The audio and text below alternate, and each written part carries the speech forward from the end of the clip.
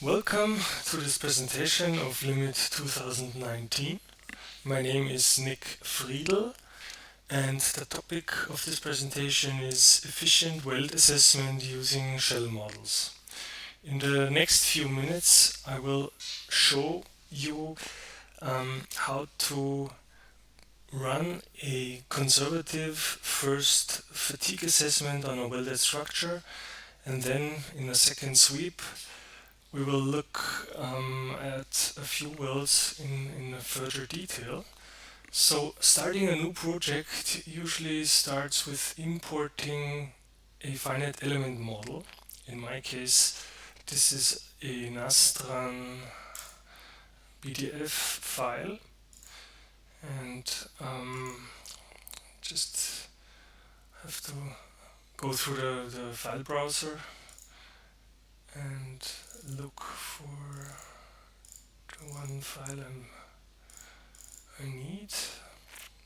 Demos, effective welded structures, and this one here.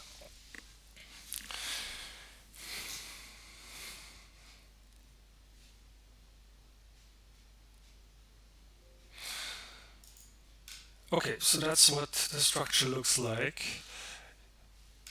You can see different colored shell elements, and Limit chooses the coloring depending on different property IDs, which means that if a shell model is imported into Limit CIA, also the property IDs of the shells are imported, and that's what we can see here as a coloring scheme, which means not necessarily do different colored shells have different shell thicknesses, but they have simply individual shell property definitions.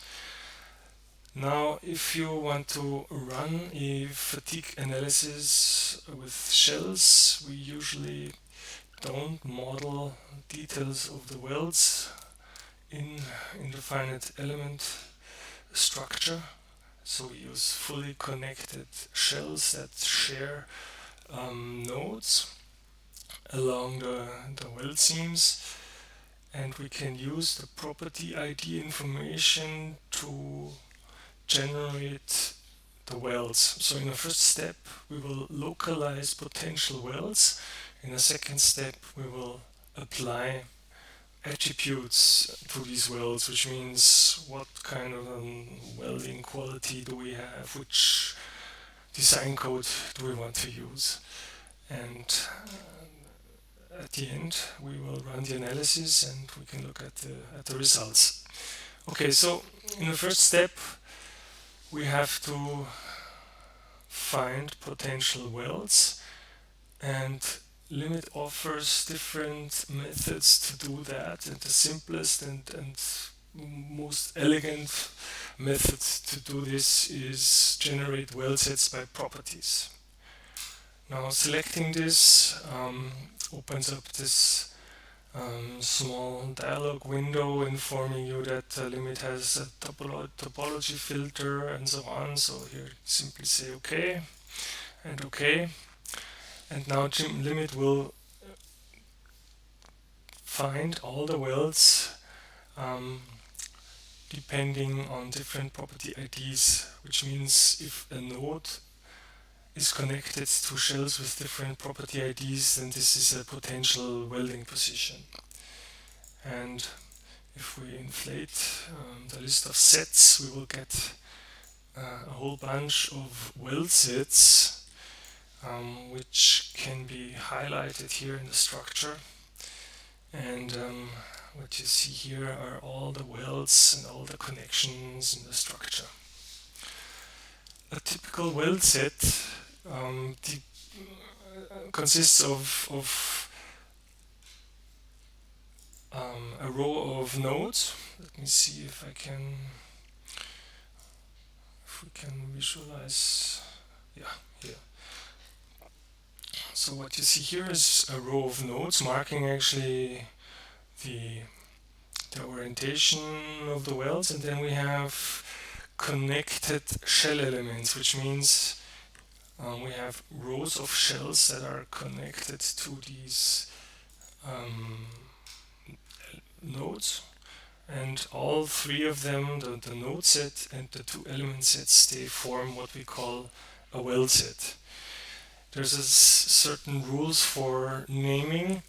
So we have naming conventions, which means that the name of the weld set is given by the node set, and the attached element rows have the same name as the node set, but additionally at the end consecutive numbering, 0, 1 and 0, 2, and this way limit and the preprocessor actually knows that these three entities form a weld set. Okay, so this was the first simple step to identify positions of welds. There are many other methods as well, but just for this short presentation I would like to only talk about the generate weld sets by properties. So as a next step, we have to define loads, and therefore I will open up the load manager. In limit you can define loads in 3 steps. First of all, the user defines which stress results should be imported into a fatigue assessment. These are the finite element data or raw data, and then the user has to define loads, which means you can define some load combinations or use the superposition principle, and you can build up complex loading situations or loading scenarios for your fatigue analysis. And down here you can define spectra, which means you can define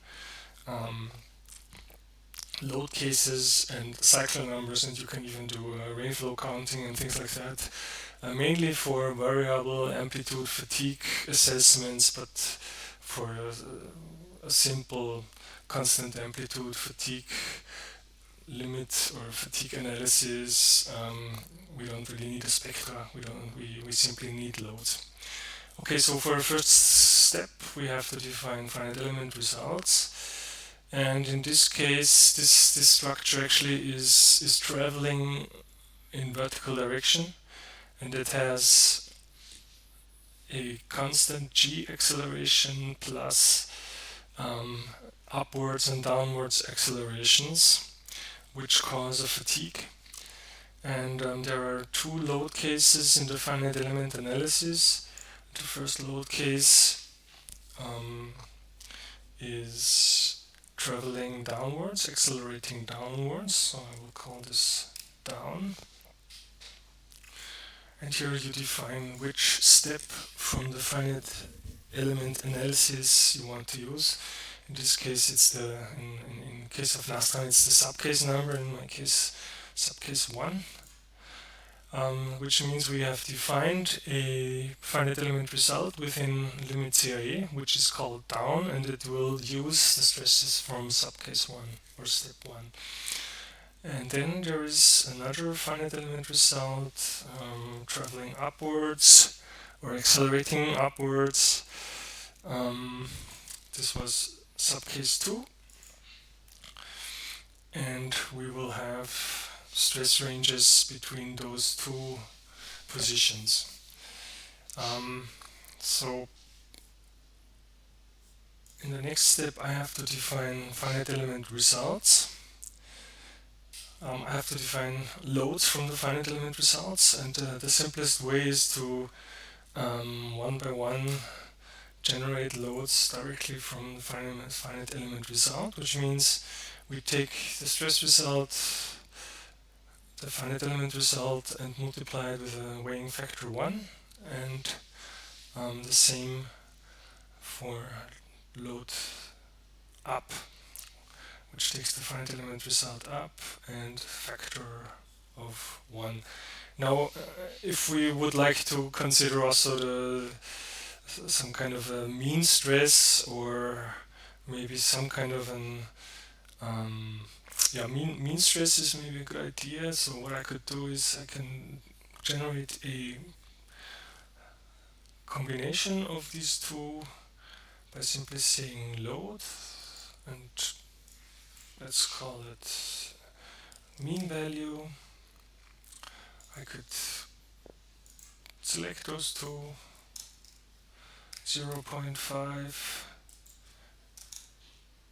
0.5, and store this, which means this is a third load case, and it's actually the mean value from the two other load cases. Yeah. So in this case, limit will use the finite element results of down and up, and it will add both of them using weighing factor 0.5.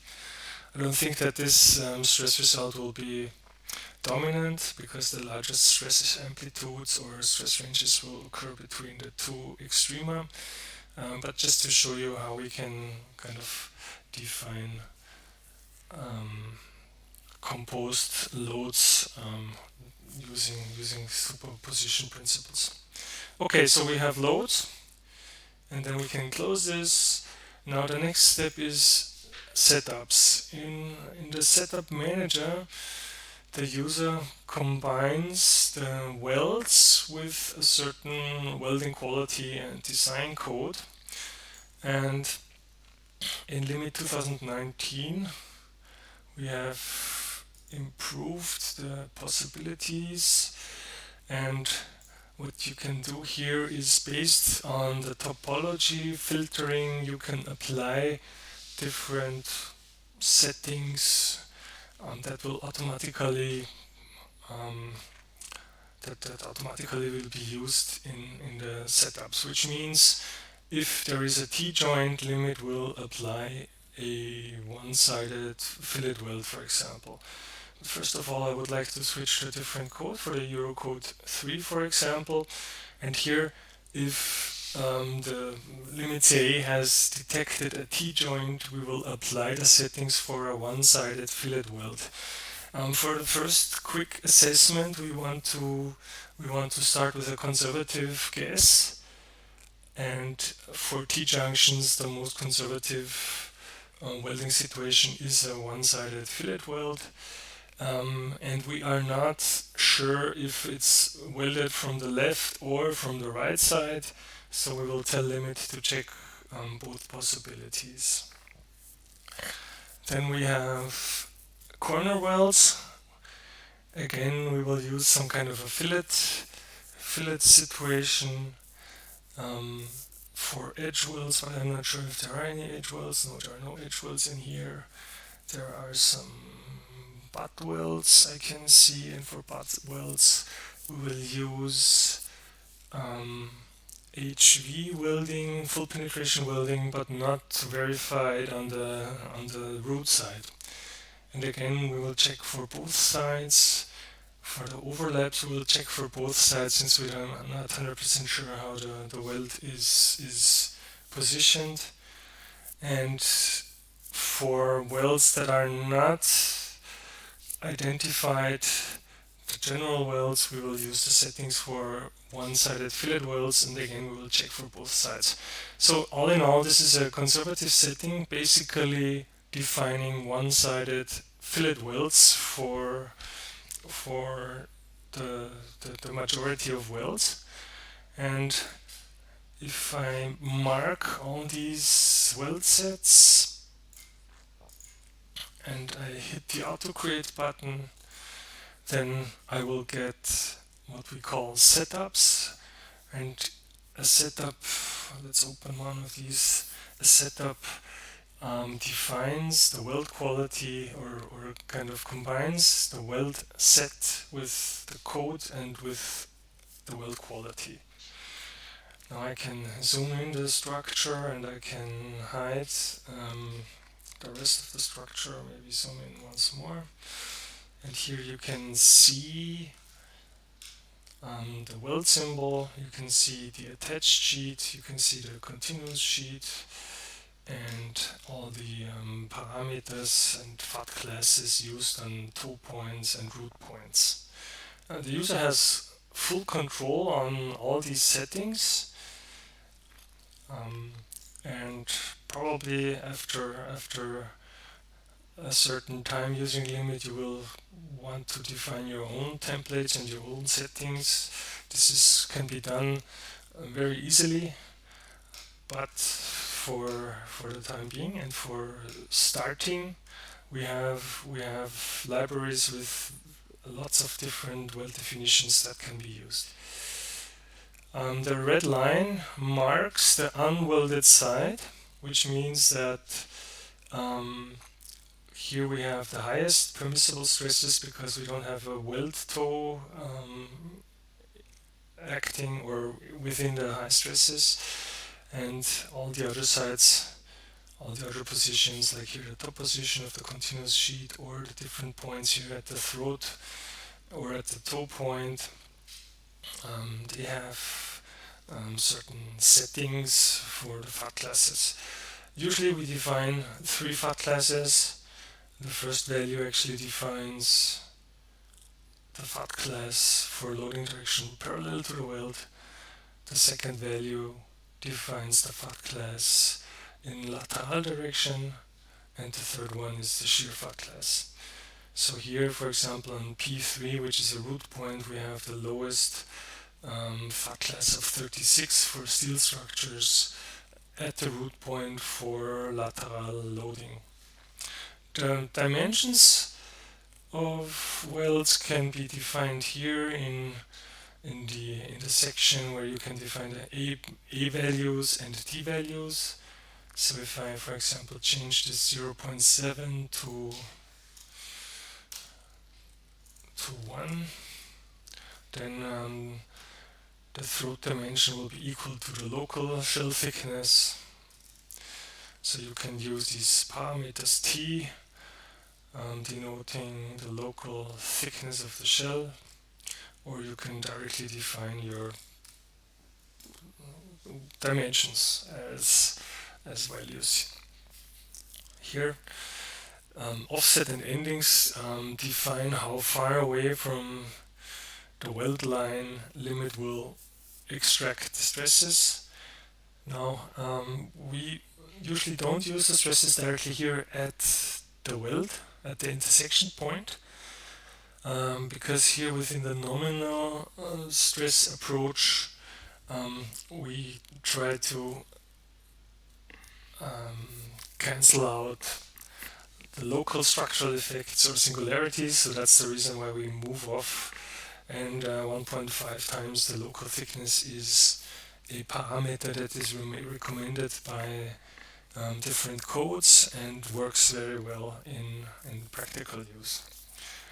In combination with the Eurocode 3, you can also use hotspot stress approaches, but this is a topic from a different presentation. Okay, so let's move on. We have defined all the welds, and if we want to take a look just to see what these welds look like, we can activate the show symbol and increase the number of weld symbols. And then when I refresh, the weld symbols limit will generate the weld symbols on the structure, so the user has a simple possibility to check the position of each weld and then to see how the weld is located in space. Here we have mainly one-sided fillet welds, as already mentioned, and limit will check both possibilities, which means welded from this one side where you can see the symbol, but also welded only from the other side. So both checks are being done during the fatigue assessment. Okay, so that was setups. The next step is to define a job. The solver itself offers parallel computing, so you can define the number of threads you want to use, and then you simply create a job. Eurocode 3 conservative,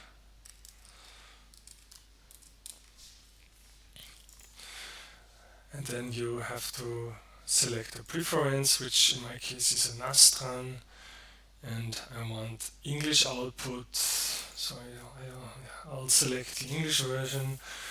The result file default in 2019 is the H5 format, and then I have to define the OP2 or select the OP2 as a results format for the finite element of the finite element analysis. We don't need any further definitions. Then I select all the welds, and here I want to do a fatigue analysis, and then I select the loads I defined, and then simply run the job, self-limit database, and there's a console window, and here we can see the echo of the solver. So we were in the phase of reading the results from the OP2, and now the solver is running through the different welds, which will take a few seconds because we have like approximately 50 welds in this structure.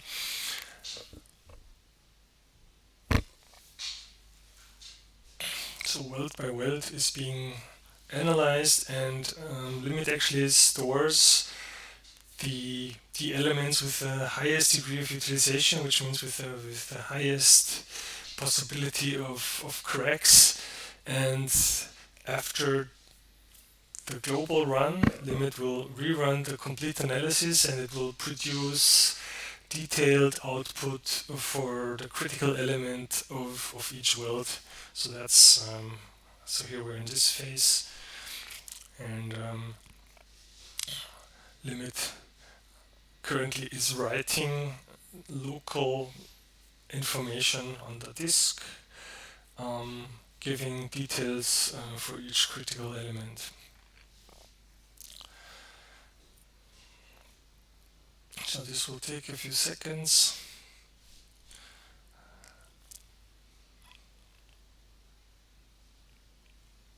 And as soon as the analysis has finished, we can switch back to the job manager, and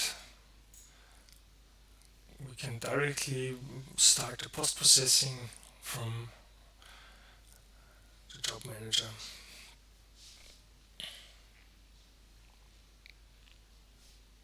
So the job is completed, and by simply marking the job and hitting the view result button, limit will run the viewer, and it will load the results of the assessment.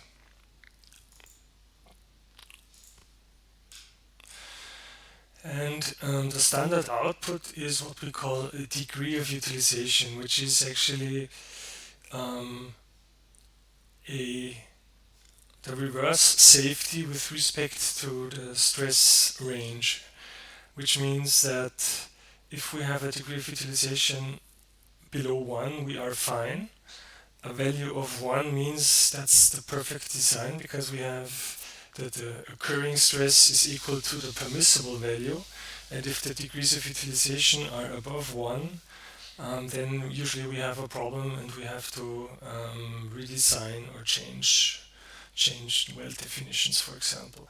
So the first thing I usually look at is the maximum degree of utilization, and we can change the legend to the standard fixed region of 0.2 to 1, which means everything above 1 is colored in magenta and is critical.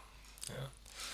And here in the structure, it's difficult to see all the welds, so we can switch to the transparent mode, and we can look through all the different areas. And obviously this cantilever type of structure is highly loaded, because here usually we have some kind of mass laying here, and so these welds will not pass as one-sided fillet welds. And if we want more detailed information on the welds, we can see or look at degrees of utilization with respect to, for example, the longitudinal stress. But all the welds, or there are almost no welds that show any high degrees of utilization due to a loading direction in the longitudinal direction. Shear is also not really relevant, and all the problems occur from the transverse loading to the welds. So if you're interested in more results, you can open up the setup manager, which is also available here in the viewer, and you can sort according to the degrees of utilization. So the highest loading occurs here in this weld, the highest degree of utilization in this horizontal weld, with a degree of utilization of 3.21. Furthermore, you can also use some query options, directly click on elements, and then you will get some detailed results for a particular element, telling you which loads are involved. In this case, load up, load down. P2 actually is a root point, and the FAT values that are used. Okay, so we have a first overview, and we want to change, for example, this weld to a double-sided fillet weld, and maybe also this weld, just to see if we can improve the structure in a very simple way. So what we can do is we simply move back to limit CAE, and then without really knowing the name of the particular weld, I can simply click on an element near the weld, and I can directly switch to the setup. And in this case, I want to change to a double-sided fillet weld, which is also available in the library. So I simply select here double fillet weld T nominal setup, and here, as I said, the red line marks the unwelded side. So importing this setup actually changed my top and bottom side of my definition, so I have to correct that manually using the switch button, and now everything looks fine. Apply, so I've changed the vertical weld, and the second weld that was in trouble was, I can't really remember, so what can I do? I can load the degrees of utilization from this conservative run.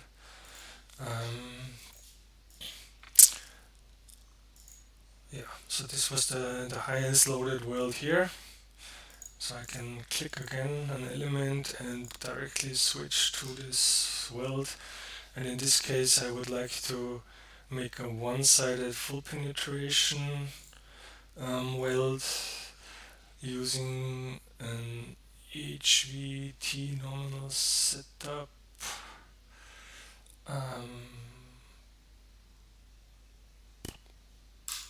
Yes, no, HYT nominal, HVT nominal. Again, I have to change the continuous sheet settings, and so that's the one-sided full penetration, or one-sided full penetration weld. Apply. Okay, and now I can simply maybe copy the job and call it mod 1.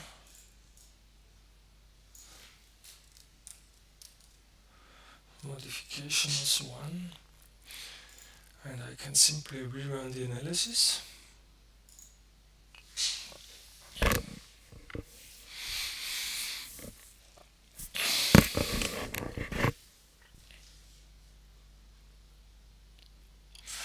Let's look at the command window. Here again we are in the phase of running through all the different welds. Most welds consist of 2 rows of elements, and for completing 10% of one row will generate a point, which means that for standard welds you get like 20 dots until it's finished, and some of the welds take less time because we have a lower number of elements connected or included in the element sets. And now the program is writing the result file, and then we will sweep through all the welds and generate a detailed output, so the user has detailed information on which data and input data actually leads to a specific result.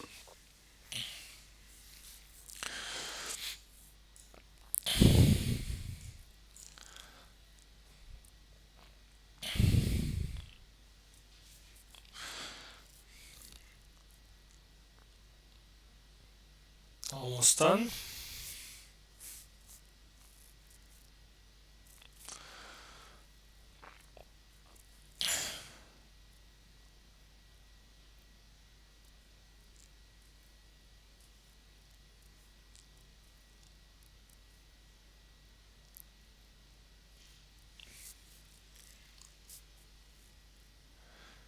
Okay, so we're complete, and we can open up the results, or look at the results. And again, degree of utilization, and we can change the legend from 0 to 1.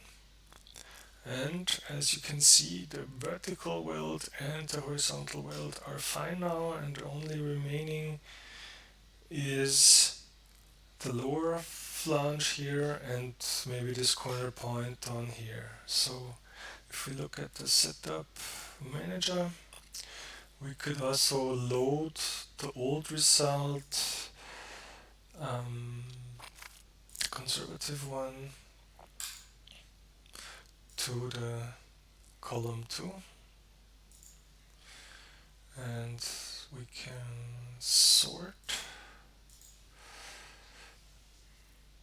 and or maybe sort according to the conservative result, and we can directly see how we changed the degree of utilization. So simply by changing a single-sided weld to a double-sided fillet weld, we reduced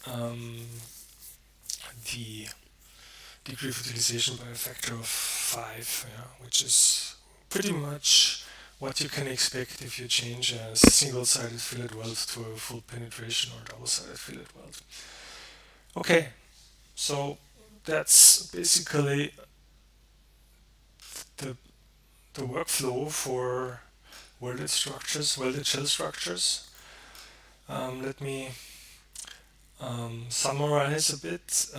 So the main and basic steps are to identify the weld locations.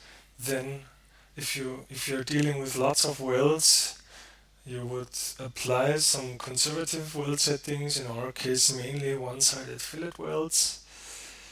If welds don't pass, which means have degrees of utilization above 1, then we move back to limit CIA and we change the settings for these welds to a more robust design, such as double-sided fillet welds or maybe full penetration welds. And then we rerun the analysis, and then we get the final result and see if the structure is feasible. Okay, so thanks for your attention and have a nice day.